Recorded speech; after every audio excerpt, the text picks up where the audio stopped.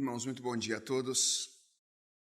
Tem sido uma alegria para mim estar na companhia de vocês desde a última sexta-feira. Tenho sido muito bem recebido aqui na cidade de Londrina. Expor a palavra de Deus, falar daquilo que nós amamos, é sempre um privilégio enorme para mim. E a minha oração nesta manhã é que Deus queira usar o tempo que vamos gastar juntos aqui, expondo a palavra dele para edificar a todos nós e glorificar o nome do Senhor. Eu trago o abraço da Igreja Presbiteriana de Santo Amaro, onde eu tenho servido ao Senhor, indo a São Paulo, estando por lá em alguma ocasião em um domingo. Será uma alegria muito grande receber vocês ali no início da zona sul da cidade de São Paulo, onde está o bairro de Santo Amaro.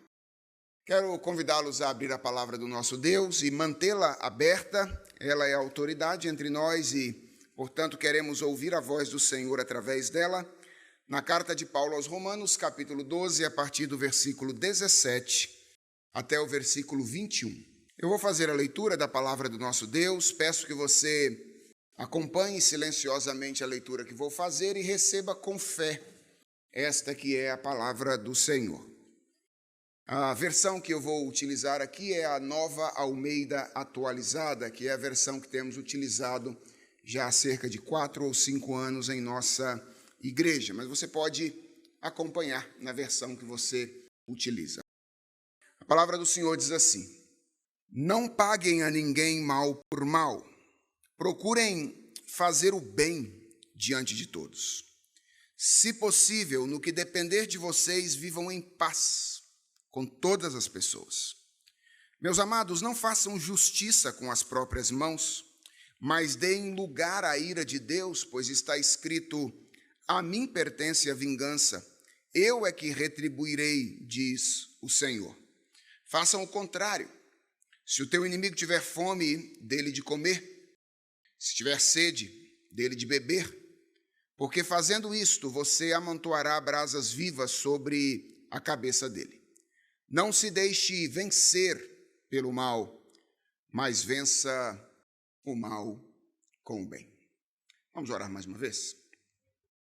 Senhor, é diante da Tua palavra que nós estamos, nós somos o Teu povo, este que fala é o Teu servo, aqueles que ouvem são servos Teus também. Portanto, tudo aqui nesta manhã é Teu. E nós queremos reconhecer a nossa inteira dependência de Ti, para que nos beneficiemos deste momento. Pedimos-te, portanto, que o Teu Espírito Santo seja o nosso mestre nesta ocasião, que Ele mesmo nos ensine, enquanto nós compreendemos a verdade revelada em Tua palavra. Dá-nos que tenhamos a capacidade não apenas de compreendê-la, mas também a condição de viver de acordo com aquilo que a Tua palavra nos ensina. É a oração que te fazemos em nome do nosso Senhor e Salvador Jesus Cristo. Amém. Como é que nós podemos viver de maneira a agradar o nosso Senhor? Essa é a pergunta a que o apóstolo Paulo está respondendo no final da carta aos Romanos, a partir do capítulo de número 12. E a resposta que Paulo oferece a essa pergunta nesses capítulos finais segue um caminho dedutivo. Ou seja, Paulo começa respondendo de um modo mais geral, dizendo que a vontade de Deus para nós é que, uma vez alcançados pelo Evangelho, toda a nossa vida, em cada uma das suas dimensões, expresse a nossa nova condição em Cristo Jesus. Nas palavras do apóstolo Paulo, lá em Romanos capítulo 12, verso 1, que apresentemos o nosso corpo como um sacrifício vivo, santo e agradável a Deus, que é o nosso culto racional. Esse é o princípio geral. Como é que nós devemos viver para agradar a Deus? Nós devemos viver de modo que cada dimensão da nossa existência expresse a nossa nova condição em Cristo Jesus. Então, depois de expressar esse princípio geral, o apóstolo Paulo se encaminha aos particulares, mostrando o que isso significa para diferentes aspectos da nossa existência. Por exemplo, dos versículos 3 até o versículo 8 do capítulo 12, Paulo vai mostrar como a nossa dimensão psicológica deve ser afetada pelo evangelho que nos alcançou. Paulo vai mostrar, por exemplo, que Deus deseja que nós tenhamos uma autocompreensão equilibrada, ou que nós tenhamos uma visão realista a respeito de quem nós somos, que nós não pensemos de nós mesmos além do que convém. É assim que nós vivemos para agradar a Deus no que diz respeito à nossa vida psicológica. O evangelho afeta a nossa autocompreensão. A partir do versículo 9 até o versículo 16, Paulo vai mostrar como a nossa dimensão social deve ser afetada pelo evangelho, a dimensão dos nossos relacionamentos. Paulo diz que, uma vez alcançados pelo evangelho de Cristo Jesus, nossos relacionamentos também devem mudar. A maneira como nós vemos os nossos irmãos, a maneira como nós nos relacionamos com eles, deve ser impactada pelo evangelho. E o ensino de Paulo nesta passagem é que nós devemos amar os nossos irmãos com o mesmo amor com que nós fomos amados pelo Senhor, um amor sincero e um amor objetivo. Então, vem a passagem que nós estamos considerando hoje, o verso de número 17 até o versículo 21. E nessa passagem, Paulo continua tratando do impacto que o evangelho deve ter sobre a nossa vida. E ele continua falando a respeito dos nossos relacionamentos interpessoais. Mas agora ele deseja mostrar que o evangelho não deve impactar apenas a relação que nós temos com os nossos irmãos ou com os nossos amigos. O evangelho também deve impactar a maneira como nós nos relacionamos com os nossos inimigos. A boa, perfeita e agradável vontade de Deus tem a ver com a maneira como nós nos relacionamos com aqueles com quem nós temos alguma dificuldade de relacionamento. Eu quero mostrar a você que o apóstolo Paulo nos ensina 3 preciosas lições importantíssimas que regulam ou devem reger a maneira como nós nos relacionamos com os nossos inimigos. A primeira dessas lições, que nós aprendemos simplesmente pela presença dessas exortações aqui, é que a nossa nova vida em Cristo não exclui as inimizades. Essa é a primeira coisa que nós aprendemos aqui. O simples fato de nós termos essas orientações nesta passagem revela para nós que a nossa nova vida em Cristo não exclui as inimizades. Eu estou dizendo isso porque não é incomum nós nutrirmos certa expectativa romântica, certa expectativa ingênua a respeito daquilo que será de nós depois que nós fomos alcançados pelo evangelho. Não é incomum nós imaginarmos, por exemplo, que uma vez que nós fomos convertidos, uma vez que nós nos esforçamos para viver em conformidade com a vontade do Senhor, então nós vamos nos dar bem com todas as pessoas. Vejam, é verdade que a vida com Jesus, ela gera sabedoria relacional. E também é verdade que o resultado desta sabedoria relacional gerada pelo evangelho costuma nos dar relacionamentos mais harmoniosos e relacionamentos mais confortáveis. Mas as orientações do apóstolo Paulo nesta passagem deixam claro que o compromisso com Jesus Cristo não nos livra de inimizades. Pelo contrário, o que a Bíblia parece nos ensinar é que a relação com Jesus Cristo pode ampliar as nossas dificuldades relacionais. Recentemente eu li um relato de um jovem de 22 anos, natural de um país muçulmano da Ásia Central, que foi convertido a Jesus Cristo através do contato com alguns amigos cristãos na universidade. E ele narrava como ele passou a ser perseguido pela sua própria família depois de ter sido encontrado por Jesus Cristo. Ele conta, por exemplo, que teve os seus documentos forçadamente retirados pelos seus pais, que temiam de alguma forma que ele pudesse fugir do país naquela ocasião. Conta também que ele foi agredido por um dos seus tios, não apenas verbalmente, mas também fisicamente, que teria dito a ele que era melhor que ele se tornasse um assassino do que ele ter se tornado um cristão. Vejam, é verdade que aqui no nosso país as coisas não costumam chegar a esse ponto, mas isso não significa que coisas parecidas não possam eventualmente acontecer a algumas pessoas. Como pastor, eu já conversei com algumas pessoas, por exemplo, que foram deserdadas por seus pais depois de terem assumido um compromisso com o Senhor Jesus Cristo. E frequentemente eu recebo no meu gabinete pastoral ou nos cafés que eu tomo com os adolescentes, os jovens, as pessoas da minha igreja na cidade de São Paulo, pessoas que estão se sentindo retalhadas em casa, entre os amigos, na escola, no trabalho, por causa da sua fé. Nós não nos conhecemos profundamente, mas é possível que aqui no auditório, nesta manhã, haja pessoas que tenham algum tipo de experiência para contar nesse aspecto particular. O que Paulo nos ensina nessa passagem é que a vida com Jesus Cristo não exclui as inimizades. E essa não é uma novidade trazida para a Escritura pelo apóstolo Paulo. Na verdade, o próprio Senhor Jesus Cristo, durante a sua encarnação, disse isso muito claramente aos seus discípulos enquanto ele caminhava com eles.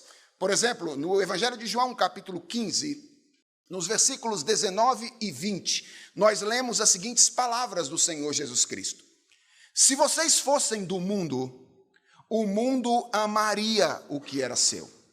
Mas vocês não são do mundo, pelo contrário, eu dele os escolhi, por isso o mundo odeia a vocês. Lembrem-se da palavra que eu disse a vocês: o servo não é maior que o seu senhor. Se perseguiram a mim, também perseguirão a vocês. Se guardaram a minha palavra, também guardarão a palavra de vocês. Essa é uma verdade, irmãos, que nós nunca deveríamos nos esquecer. Às vezes nós desanimamos na carreira cristã, às vezes nós nos decepcionamos com a caminhada da fé, porque nós não esperávamos aquilo que estava sendo dito e previsto desde muito tempo. Nós criamos uma expectativa que é irreal. A Bíblia nunca disse que depois de convertidos, as nossas amizades ou os nossos relacionamentos seriam todos marcados pela amizade. Pelo contrário, o que a Bíblia sempre disse é que a vida com Jesus pode ampliar as inimizades nas quais nós estamos envolvidos. Mas há uma segunda lição importantíssima que eu queria compartilhar com vocês nesta manhã. Paulo também nos ensina nesta passagem que as inimizades que nós experimentamos por causa do Evangelho não devem ser criadas ou cultivadas intencionalmente por nós. Eu vou repetir aquilo que o apóstolo Paulo ensina nesta passagem. Ele nos ensina que as inimizades que nós experimentamos por causa do Evangelho não devem ser criadas ou cultivadas intencionalmente por nós. Uma das orientações que o apóstolo Paulo dá nessa passagem aos crentes que estão na cidade de Roma e, consequentemente, a nós, é, versículo 18: se possível, no que depender de vocês, vivam em paz com todas as pessoas. Essa orientação do apóstolo Paulo mostra que, ao mesmo tempo em que é verdade que o Evangelho não nos livra de inimizades, Deve ser verdade que um cristão não deve ser um promotor intencional de inimizades. E a razão para isso é muito clara, meus irmãos. É que o evangelho de Jesus Cristo, pelo qual nós fomos alcançados, nada mais é do que a revelação da boa disposição relacional de Deus para conosco. Em outras palavras, o evangelho é o movimento de Deus em nossa direção quando nós somos inimigos dele, promovendo a amizade entre nós e ele. Uma vez que nós fomos alcançados por esse evangelho da graça de Deus, o que é esperado de nós? Ora, é esperado que nós demonstremos em relação às pessoas a mesma disposição relacional que Deus demonstrou em relação a nós na pessoa de Jesus Cristo.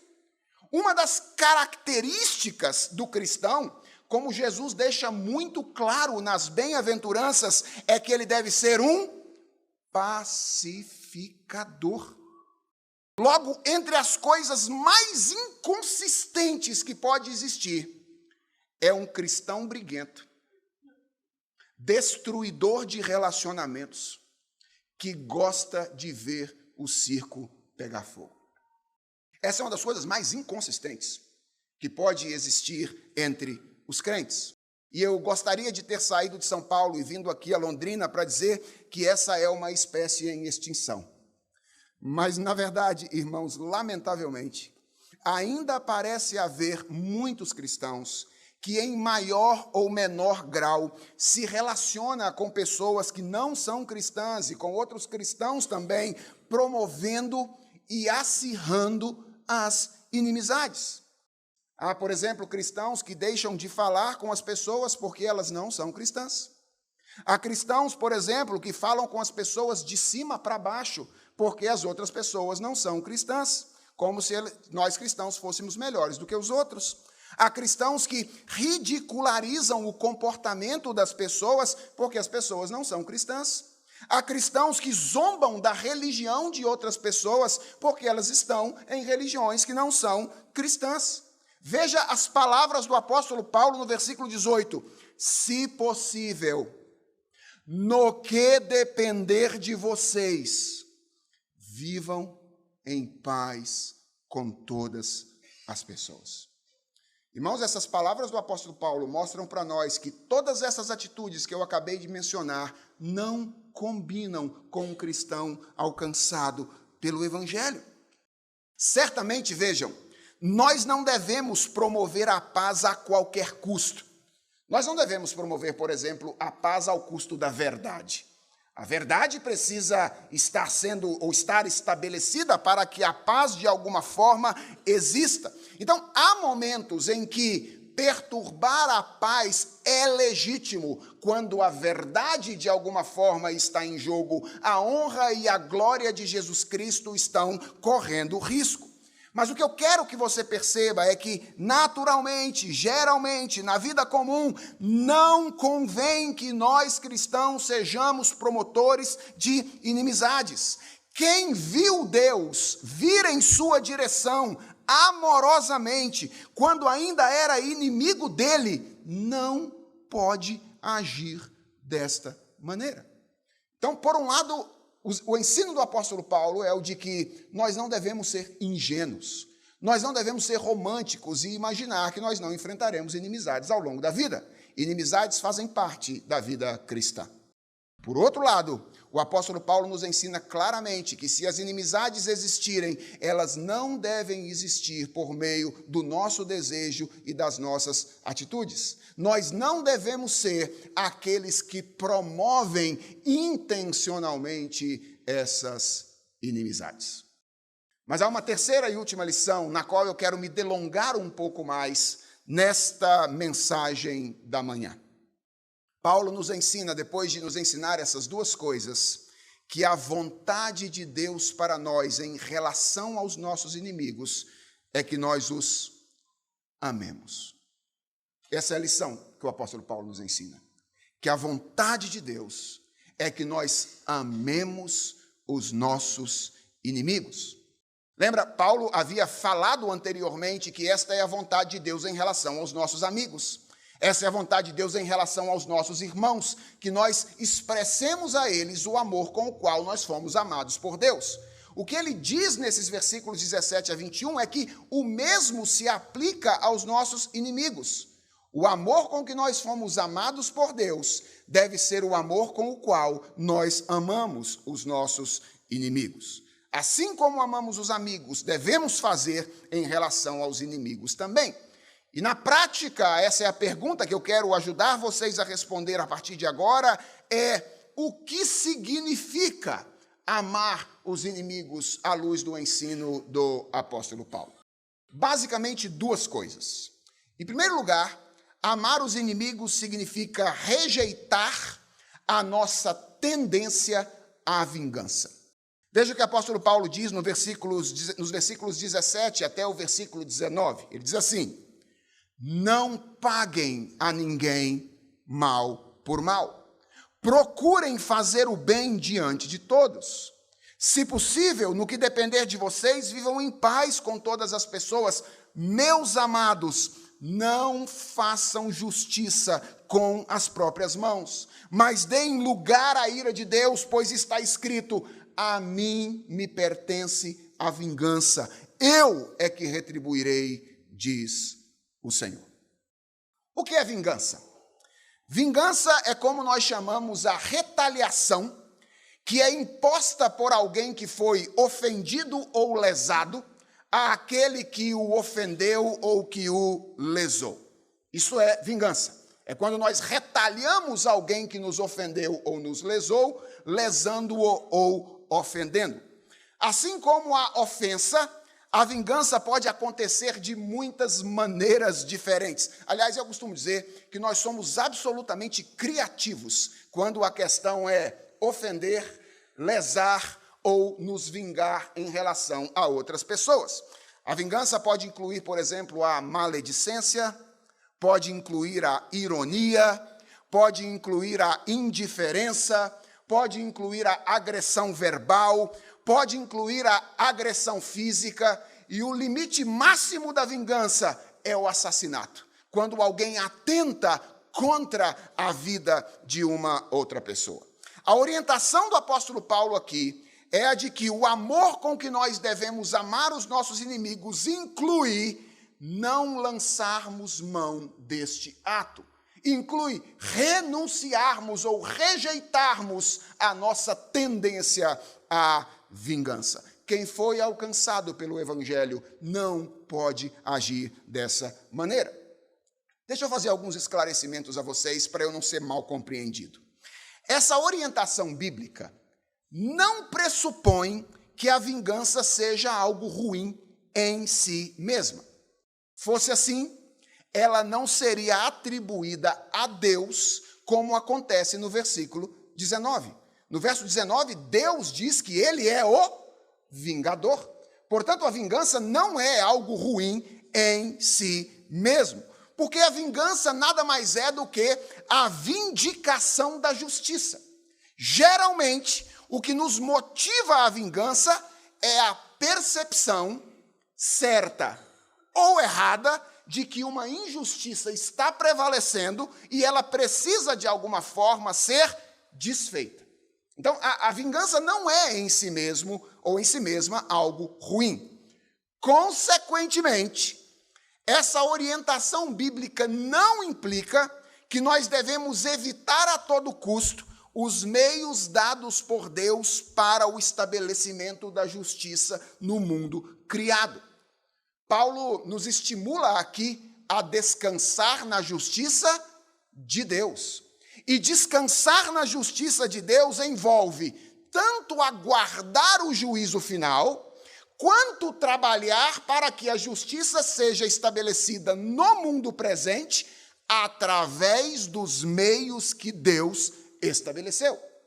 Paulo, portanto, não está dizendo que os pais de uma criança não devem ser cientificados quando ela agride uma outra, certo?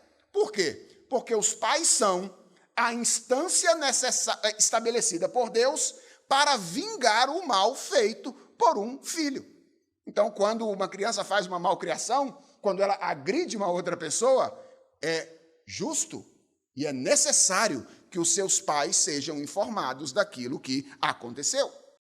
Paulo não está dizendo que a igreja não deve ser provocada quando um membro calunia o outro. Não, se há algo dessa natureza dentro da igreja, a igreja precisa ser cientificada. Os líderes da igreja precisam atuar para que a justiça se estabeleça neste lugar. Eles são a instância que Deus estabeleceu para que a justiça seja feita.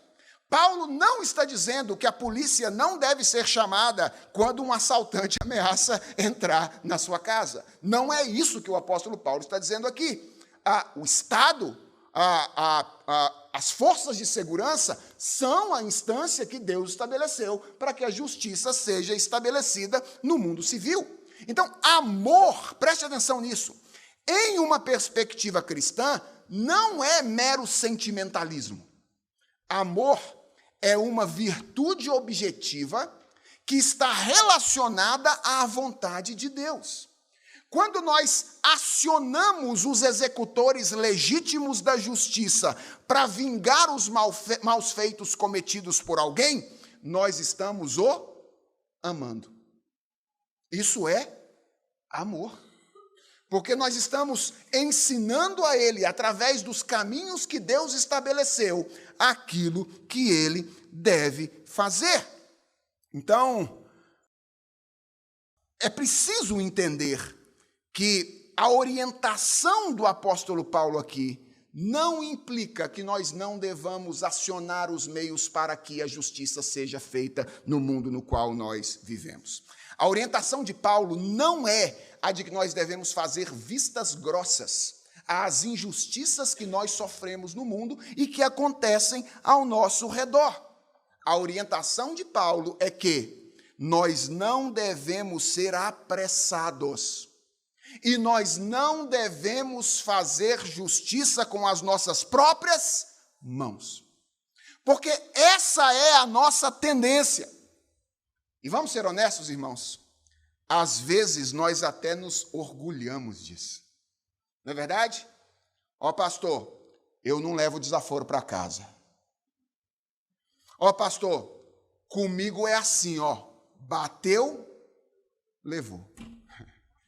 Nós nos orgulhamos de sermos assim.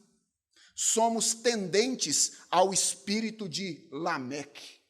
Lembra de Gênesis 4? Se Caim foi vingado 7 vezes, Lameque será vingado 70 vezes 7. De onde é que Jesus tirou que nós devemos perdoar os nossos irmãos 70 vezes 7? Foi daí. Esse é o espírito de Lameque. O espírito de um cristão é um espírito completamente diferente. Esse tipo de comportamento, ele até pode ser admirado pelas pessoas nos nossos dias, mas o que Paulo está ensinando nessa passagem é que ele não deve acompanhar aqueles que foram alcançados pelo Evangelho. E talvez você esteja se perguntando, pastor, por que nós não podemos fazer justiça com as nossas próprias mãos? Qual é a razão prática pela qual nós devemos seguir essa orientação? Deixa eu dar para você 3 razões. A primeira é que quando nós fazemos justiça com as nossas próprias mãos, nós estamos assumindo o lugar que pertence a Deus e quebrando a primeira e mais básica implicação do Evangelho que o apóstolo Paulo aponta nessa passagem. Qual é a primeira e mais básica implicação do Evangelho? Não penseis a respeito de vocês mesmos além do que convém. Quando nós assumimos a tarefa de fazer justiça com as nossas próprias mãos, nós estamos assumindo um lugar que não nos pertence e estamos pensando de nós mesmos mais do que nós somos. O que nós estamos dizendo sem palavras é: eu sou Deus e a minha justiça precisa ser satisfeita. Em segundo lugar, quando nós fazemos justiça com as nossas próprias mãos, nós corremos um enorme risco de sermos injustos por causa da nossa ambiguidade. Irmãos, é verdade que nós somos santos em Cristo Jesus, Mas também é verdade que nós ainda somos pecadores e que nós lutamos no nosso coração com o nosso senso de justiça. O nosso senso de justiça, que é de onde brota o nosso desejo de vingança, geralmente vem acompanhado pelo nosso orgulho. E sabe qual é o resultado? Isso desequilibra as nossas conclusões, sobretudo quando a gente está julgando em causa própria. É ingênuo demais, irmãos, imaginar que nós podemos ser ao mesmo tempo réus, juízes e promotores de justiça e ainda trabalharmos para que a justiça seja feita. Isso é ilusão. É ingênuo demais imaginar que isso possa acontecer. Nós somos absolutamente desproporcionais. A nossa tendência é ser absolutamente desproporcionais. Lembra de Lameque de novo? Matei um homem porque ele pisou no meu pé. Por que se estabelece no Antigo Testamento a lei olho por olho, dente por dente? Que as pessoas acham que é um absurdo. Na verdade, essa é a lei da proporcionalidade da justiça. É porque a nossa tendência é exatamente agir de maneira desproporcional, como Lameque agiu. Se alguém pisa no meu pé, então eu respondo dando a ele o assassinato ou a morte. Então essa é a segunda razão pela qual nós não devemos fazer justiça com as nossas próprias mãos. Nós estamos nos assentando no lugar de Deus. Em segundo lugar, nós estamos correndo o risco de sermos absolutamente injustos no nosso juízo de valores. Mas essas duas ainda não são as maiores razões. Sabe qual é a maior razão? A maior razão é que o que veio ao nosso encontro quando nós éramos inimigos de Deus não foi a vingança dele, mas foi a sua misericórdia. Quando Deus se aproximou de nós, Deus não nos deu o que nós merecíamos em virtude da nossa culpa. Ele lançou a nossa culpa sobre Jesus Cristo. E ele puniu Jesus Cristo em nosso lugar, para que nós pudéssemos ser tratados por ele com misericórdia. Qual é a vontade de Deus? A vontade de Deus é que a misericórdia com a qual ele nos tratou, quando nós éramos inimigo dele, seja expressa por nós na maneira como nós nos relacionamos com os nossos inimigos. E o que é que isso significa? Ora, assim como nós não recebemos de Deus o que nós merecíamos, nós devemos não dar aos nossos inimigos aquilo que nós achamos que eles merecem. Até aqui tudo bem, né? A gente ainda concebe a ideia de tentar fazer isso. Mas não é só isso que Paulo diz que é amar os inimigos. Paulo diz que, além de ser renunciar à nossa tendência à vingança, amar os nossos inimigos é fazer praticamente o bem a eles. Irmãos, uma das características da ética cristã é a sua radicalidade. A ética cristã é absolutamente radical. Ela não costuma limitar os seus requerimentos àquilo que nós consideramos suficiente, possível ou confortável.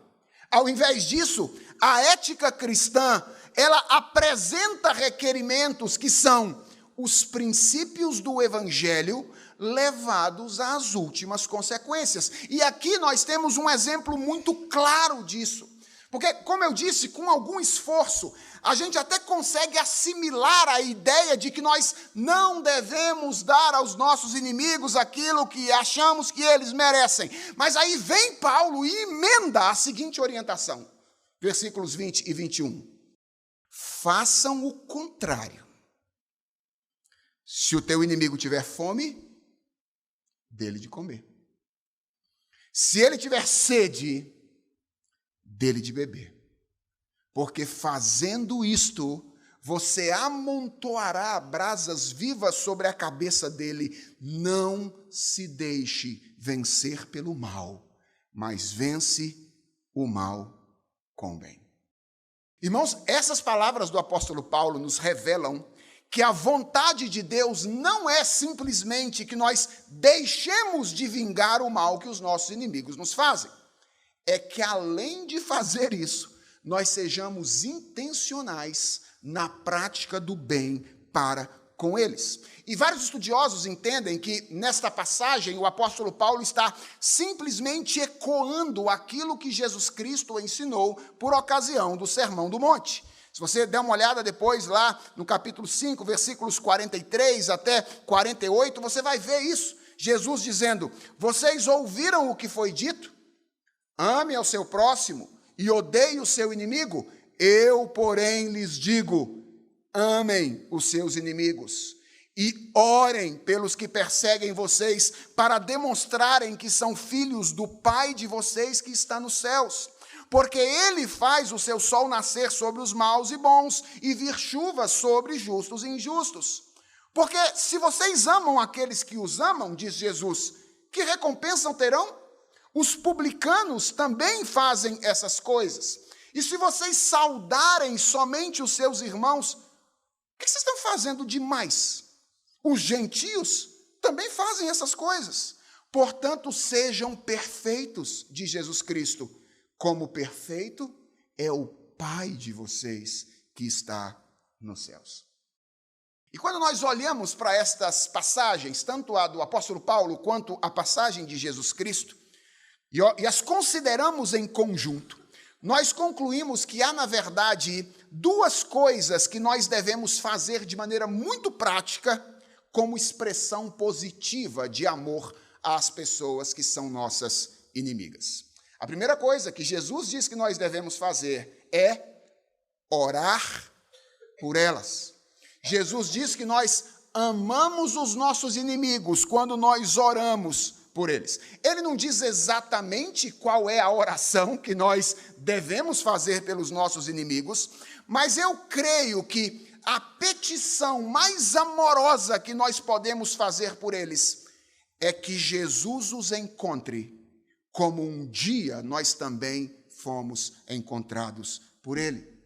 Que eles sejam livres da ira vindoura de Deus, como um dia nós fomos livres da ira vindoura de Deus na pessoa de Jesus Cristo.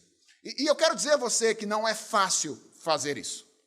Quando nós vemos alguém como inimigo de verdade, nós ficamos incomodados só de imaginar que o indivíduo possa ser salvo, feito nosso irmão e companheiro de eternidade pela vida inteira. Só de imaginar isso já dá calafrio na gente. O pedido mais natural para nós em relação aos nossos inimigos é que Deus lhes trate um a um e cobre cada um dos malfeitos que eles realizaram contra nós. Nós temos facilidade de orar pela justiça de Deus sobre os nossos inimigos, mas não temos facilidade de orar pela misericórdia e graça de Deus sobre os nossos inimigos.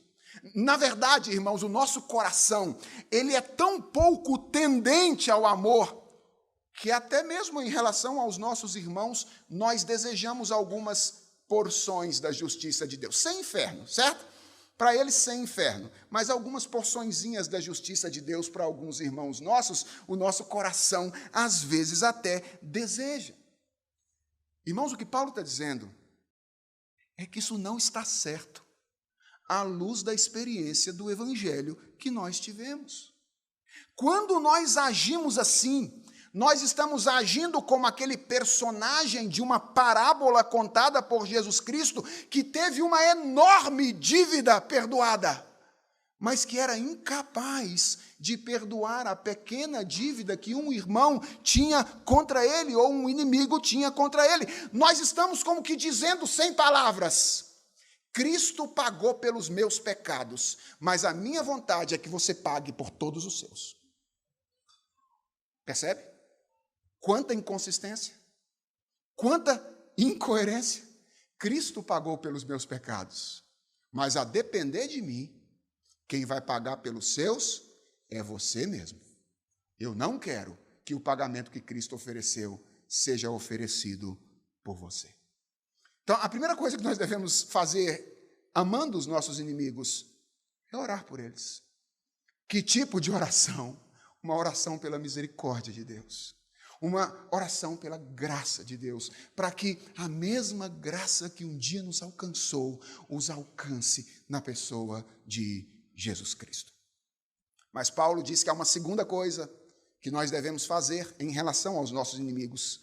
E essa segunda coisa é agir com boa disposição para com eles. Isso significa duas coisas. Primeiro, estar disposto à reconciliação, ou seja, uma inimizade pode permanecer durante algum tempo, se depender do outro. Porque os braços de um cristão precisam estar sempre abertos, visando a reconciliação. Isso é o que significa, enquanto depender de vocês, tenham paz com todas as pessoas. Mas isso também significa servir os nossos inimigos em situações de necessidade. Se o teu inimigo tiver fome, dá-lhe de comer. Se o teu inimigo tiver sede, dá-lhe de beber. Irmãos, isso é absolutamente contraintuitivo. Olha, se alguém não foi alcançado pelo Evangelho nesse lugar, possivelmente está olhando e dizendo, isso é loucura. Sim, é mesmo, isso é loucura. Mas a Bíblia diz que a loucura de Deus é mais sábia do que a sabedoria dos homens. E é lá onde a sabedoria de Deus se manifestou no Evangelho, que nós encontramos as razões pelas quais isso aqui é verdadeiro e é isso que devemos fazer. Porque o Evangelho não é apenas misericórdia. O Evangelho não é apenas Deus disposto a não dar a nós aquilo que nós merecíamos, a condenação. O Evangelho também é graça. Em outras palavras, é Deus dando a nós aquilo que nós não merecíamos. Deus não apenas não nos tratou como merecíamos ser tratados, Deus nos tratou como não merecíamos ser tratados. Deus nos deu a fé, Deus nos deu o Espírito Santo, Deus nos deu a adoção de filhos, Deus nos deu a comunidade de irmãos, Deus nos deu a vida eterna. Vejam quantos dons, quantos presentes Deus nos deu como resultado da nossa salvação. Foi assim que Deus nos tratou quando nós éramos inimigos dele, com misericórdia e com graça. E o que Paulo está dizendo é, assim como vocês foram tratados pelo Senhor, agora tratem os inimigos de vocês com misericórdia e com graça. E a passagem termina com duas expressões interessantíssimas. A primeira, Paulo diz, fazendo isto, ou agindo desta maneira, você amontoará brasas vivas sobre a cabeça dele. E aí nós lembramos esse negócio aqui, né, de fogo na cabeça do inimigo, e a gente já fica ouriçado, né? Negócio de fogo, agora eu gostei, Paulo. Esse negócio de brasa viva na cabeça do inimigo. Até, por enquanto, estava meio ruim o discurso, mas agora você falou um negócio que eu gostei. Brasa viva, fogo na cabeça do inimigo. Irmãos, no contexto aqui, isso parece ser sinal de arrependimento. Naquela época, as pessoas arrependidas expressavam a vergonha pelos seus atos, vestindo-se de pano de saco e jogando cinzas sobre a cabeça. O que Paulo parece estar dizendo aqui é que, além daquelas razões fundamentais do Evangelho para você agir desta maneira em relação aos seus inimigos, há uma razão pragmática. Qual é? É que quando nós agimos assim, nós ampliamos as chances de que eles sejam convencidos da maldade dos atos deles e sejam ganhos como irmãos. O que Paulo está dizendo é, se você quiser ver o seu inimigo um dia arrependido, de fato, crendo no Senhor Jesus Cristo, a melhor maneira é amando dessa maneira. Você tem maiores chances de comunicar o Evangelho, a beleza do Evangelho, demonstrar a grandiosidade do Evangelho, se ao invés de agir vingativamente, você resolve agir motivado pelo amor? E a última expressão belíssima da passagem é: não se deixe vencer pelo mal, mas vença o mal com o bem. Que expressão belíssima!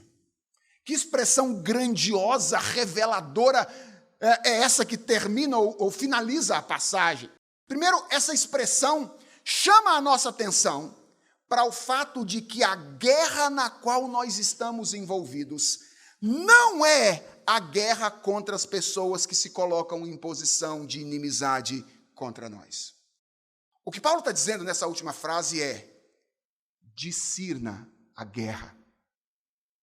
A guerra não é contra carne e sangue. Você está envolvido em uma batalha espiritual. A guerra é contra as forças espirituais que fazem oposição a Deus, que já nos escravizaram um dia e que ainda insistem em fazer resistência ao senhorio de Cristo no nosso coração. A guerra não é entre você e os seus inimigos humanos. A guerra é entre você e Satanás. A guerra é entre você e o mundo. A guerra é entre você e a sua carne. Paulo diz isso claramente quando ele escreve aos Efésios, ele diz: a nossa luta não é contra carne e sangue, e sim contra os principados e potestades, contra os dominadores deste mundo tenebroso, contra as forças espirituais do mal na região ou nas regiões celestes. Primeiro, essa expressão, não te deixes vencer pelo mal, mas vence o mal com o bem, chama a nossa atenção para a natureza espiritual da guerra na qual nós estamos envolvidos. Não é contra os inimigos humanos, é a guerra contra as potestades e os principados do mal. E depois, essa expressão revela a estratégia de Deus para vencermos a guerra na qual nós estamos envolvidos. E como o Evangelho, ela é uma estratégia antinatural. A estratégia de Deus é a inversão. Sabe o que Paulo está dizendo aqui? É que quando você opta por fazer o mal a quem fez o mal a você, você vence a batalha aparente, mas perde a guerra real. Por quê? Porque você permite que o mal triunfe em seu coração. Então, ainda que as pessoas digam a você: nossa, que legal isso que você fez. Nossa, você é corajosa mesmo, hein? Nossa, é isso mesmo, eu faria a mesma coisa. Você venceu a guerra aparente, mas perdeu a batalha real. Porque você fez com que o mal triunfasse no seu coração. Mas quando você opta por fazer o bem a quem te faz o mal, então você perde a batalha aparente, mas ganha a guerra real. As pessoas podem até dizer para você: mas tu é tonto mesmo, hein? Tu é burro, hein?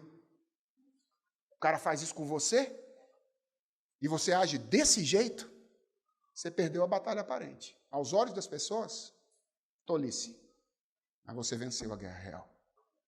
Porque você armou barreiras contra o mal dentro do seu coração.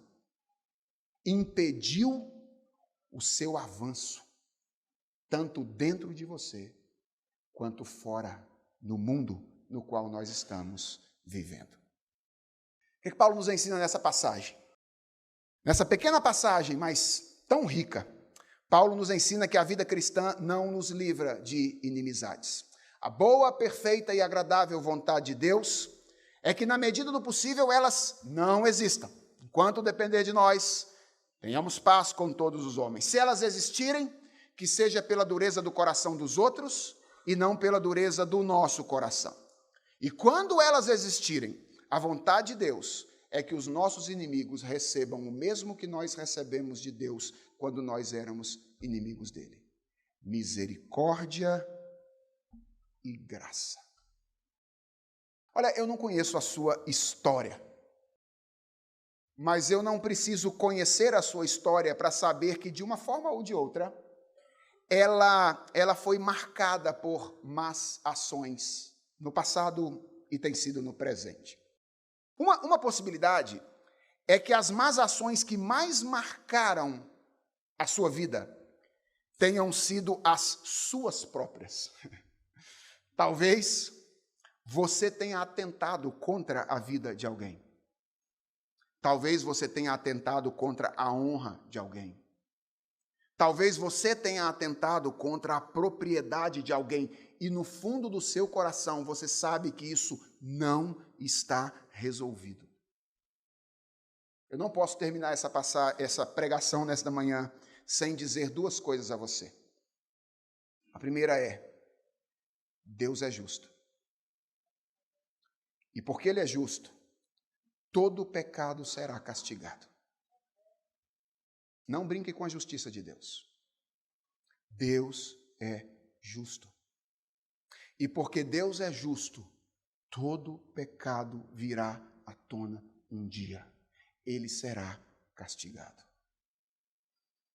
Mas há uma segunda coisa que eu quero dizer sobre Deus. É que Deus é amor, graça e misericórdia. E porque Deus é amor, graça e misericórdia, todo pecado pode ser perdoado.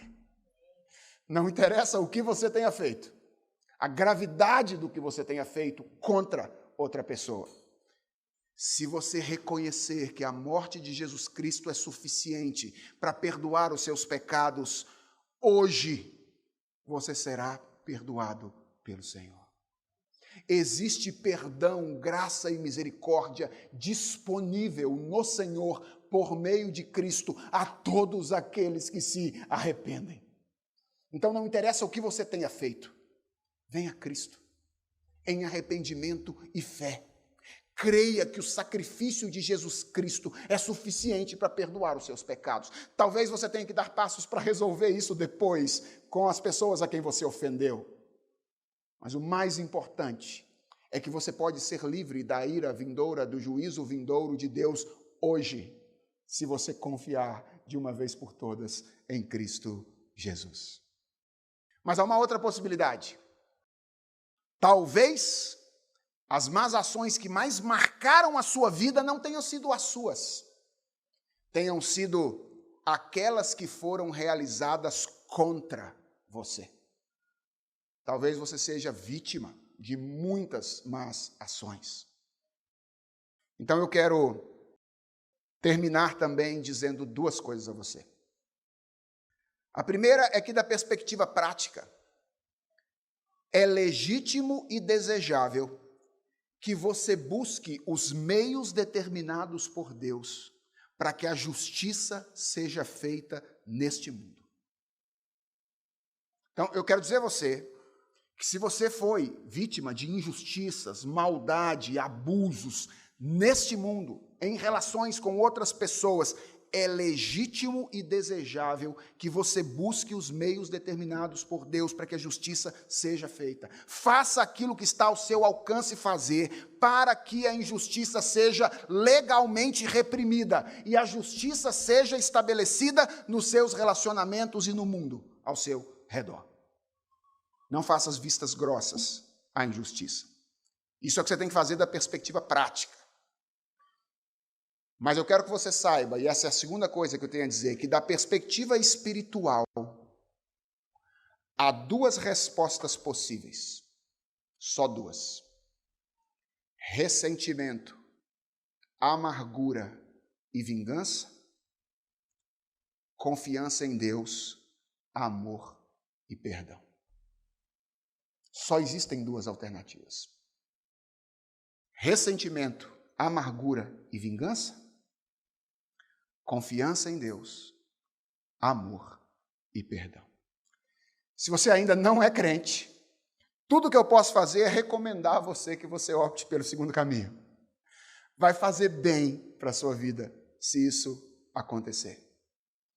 Guardar ressentimento, amargura e buscar a vingança não te encaminhará para um bom lugar. Então opte pelo perdão e pelo amor.